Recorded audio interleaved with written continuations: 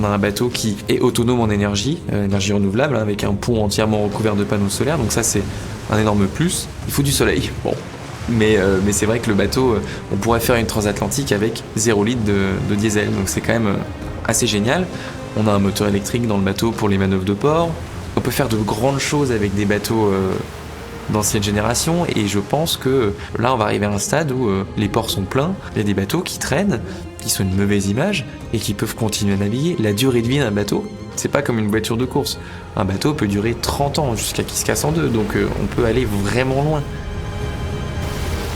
On va passer beaucoup de temps à naviguer pour aussi une question environnementale. On essaye de faire les choses proprement. On a déjà un bateau qu'on a acheté d'occasion qui a déjà été utilisé, donc ça c'est une bonne chose. Mais c'est vrai que de commencer à faire plein de nouvelles paires de foils, de changer l'intégralité du bateau, de la structure pour l'alléger de quelques kilos, est-ce que ça va vraiment changer la performance du bateau?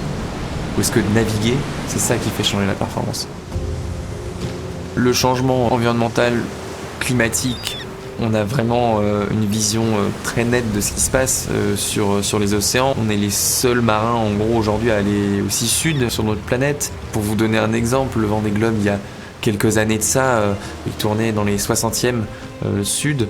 Aujourd'hui, on a une limite des glaces, une ligne virtuelle autour de notre planète qu'on n'a pas le droit de franchir pendant le Vendée Globe. Cette ligne, chaque édition remonte parce que les glaces fondent et elles remontent et donc elles refroidissent l'eau par le sud. Donc du 60e sud, on se retrouve aujourd'hui à naviguer plutôt dans les 40e. Savoir que le zéro est l'équateur, donc il y a une énorme différence de hauteur, ce qui rallonge beaucoup le tour du monde d'ailleurs. On sent les courants qui ont changé, les algues qu'on appelle les sargasses, qui, il y a très peu de temps de ça, lors de ma mini-transat, donc en 2013, elles étaient au niveau du Cap-Vert.